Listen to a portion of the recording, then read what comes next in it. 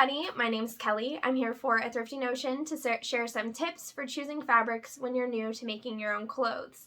If you've never heard of us, a Thrifty Notion is primarily a secondhand and dead stock fabric store. We also carry other sewing supplies, and we curate a small selection of organic fabrics and a few fabrics from brands that we believe in that maybe aren't the most sustainable, but we are the only locally owned quilt shop in our area, the only fabric store that is not a big box store, so we do like to carry a few things that are a little bit harder to find for our local customers. We are a primarily online business. However, if you're ever in the Northeast Kansas area, we are open on Saturdays from 10 to 4.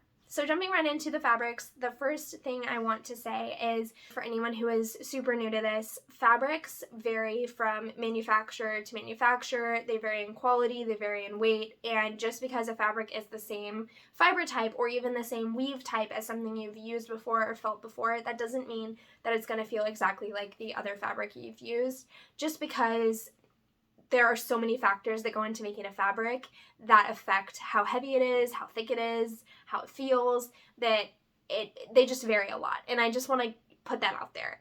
I also would like to say that I am going to be throwing some terms at you. I'm going to try to be clear about what I'm talking about, but I will also pop the names of what I'm discussing on the screen. So if there's anything that's unclear or anything you want to look into deeper, you'll have those terms to reference. Alright, so I'm about to jump into the fabrics, but I just want to say I do have some tips for pre-washing, so stay until the end of the video so that you can hear those tips because they are very important.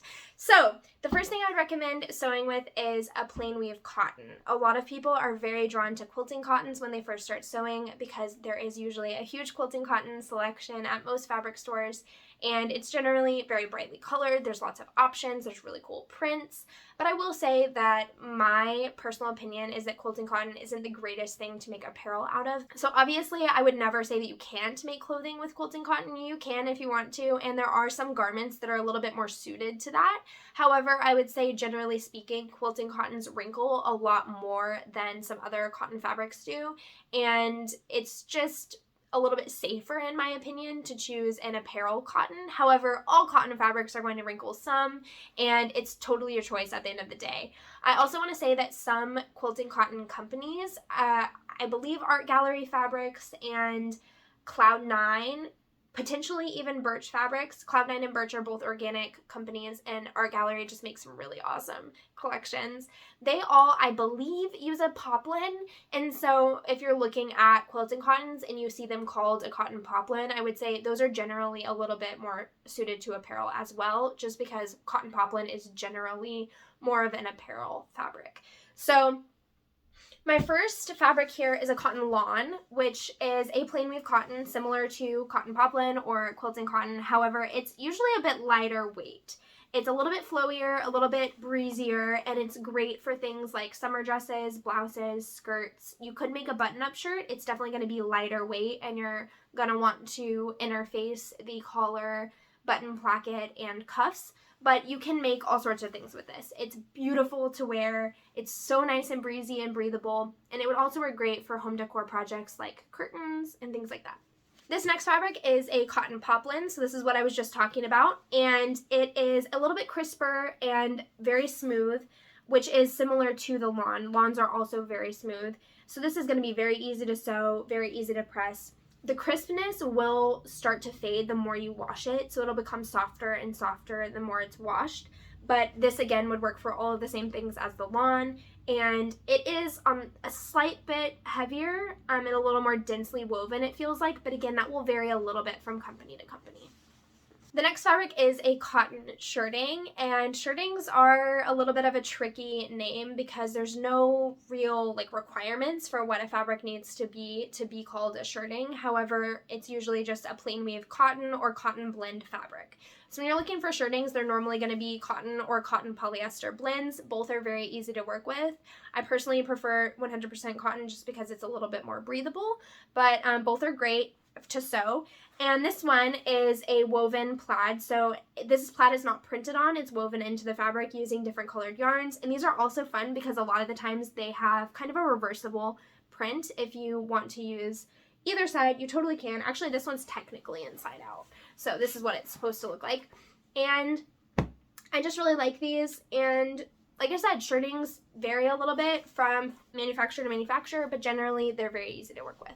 So this fabric is another plain weave cotton, but it's different because it's a flannel. So I'm sure you're all familiar with flannel. It has that brushed surface. It's brushed on both sides, which is actually the differentiator between flannel and brushed cotton. So if you're ever interested, brushed cotton is generally just brushed on one side.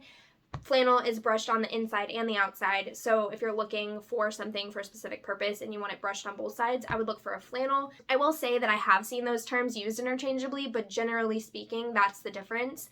I love flannel because it adds more options. I find that I like sewing with natural fiber fabrics, but a lot of the times they're more like summery, and so flannel is great because you can make more fall and winter appropriate garments, and it is also great as a lining in jackets if you want to add an extra layer of warmth. Not quite as easy to slide your arm in and out of your jacket if you line it with flannel, but it's worth it because it does add a decent amount more warmth, and I just think it's a great beginner-friendly fabric.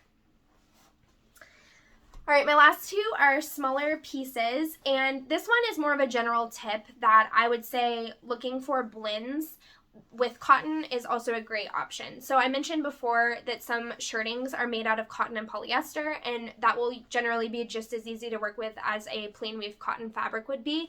This fabric is a cotton linen blend, and the same goes for this. The reason I would recommend a cotton linen blend over a 100% linen is just because, as I mentioned, fabrics vary from manufacturer to manufacturer, and especially if you're buying online, it can be hard to know what you're going to get. Some 100% linen fabrics are more loosely woven and very shifty and a little bit harder to work with. So looking for a cotton linen blend when you're getting started, these are usually much more tightly woven and easier to work with.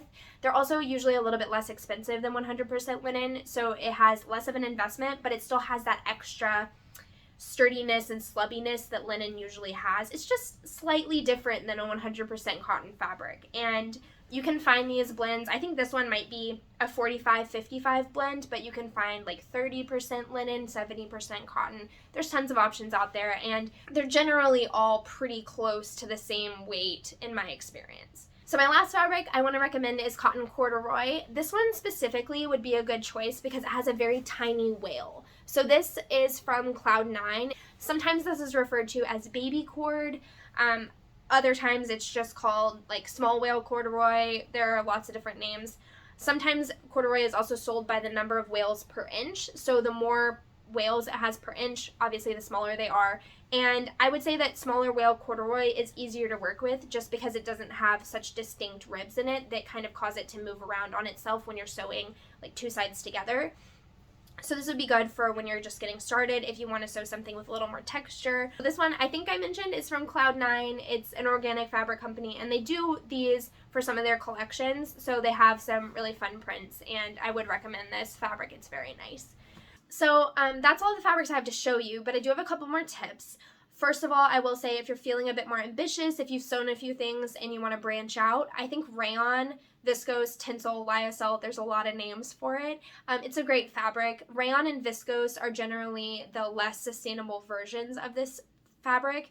Tinsel and lyocell are some brand names of a more sustainably made version of rayon, and it is made from a cellulose-based material. It is a man-made fabric, but it's made from plants, so it's breathable, it's nice to wear, and it is a little bit shiftier usually than cotton because the yarns are a lot thinner, but it is usually a plain weave, and it's usually pretty easy to sew as well. If, like I said, if you've had a little bit of practice. I also really like working with linen and linen blends. Linen is also commonly blended with rayon, and sometimes you can get some really cool textures from that. I would just say if you're shopping in person, look for something that's more tightly woven if you're still new to sewing, just because that will make it easier to sew. The more space there is between threads, the more room it has to shift around and move while you're sewing, and that just makes it a little bit more difficult. And then once you're feeling more confident, you can move on to silk charmeuse and chiffon and all of the really hard to work with things, but I would say that what I've told you is definitely a great place to start, and you can make so many cool things with all of those fabrics. All right, you guys, before you go, my last tip, potentially the most important piece of advice I can give you, and also something that's a little bit controversial, would be to abuse your fabric before you sew with it. And when I say that, I just mean wash it in hot water, dry it on high heat. make sure it is 100% done shrinking, and then cut your pattern pieces out of it. And I say that because there's nothing worse than making a perfectly fitting garment, washing it the first time, and having it shrink. And even if you wash in cold water, I wash all of my stuff in cold water, generally, stuff can still shrink. And even if you dry on low heat or hang it to dry, it can still shrink. So if you just make sure it's washed in a way that you know you'll never wash your thing later, make sure it's done shrinking, then you will never have that problem. I will say this tip does not necessarily extend to things like silk and wool, but for cotton, linen, all of those things, I highly recommend it. I know not everyone washes their linen. Some people dry clean it. I like the soft, flowy linen look. So take the advice as far as you want to, but I will say, especially for cotton fabrics, just wash it and dry it on hot. It will save you a huge headache in the end. All right, you guys, that's all I have for you today. If you have any questions for us over at Thrifty, feel free to check us out on Instagram, send us a message, or shoot us an email at info@thriftynotion.com. Thanks for being here, and happy sewing! Tell me,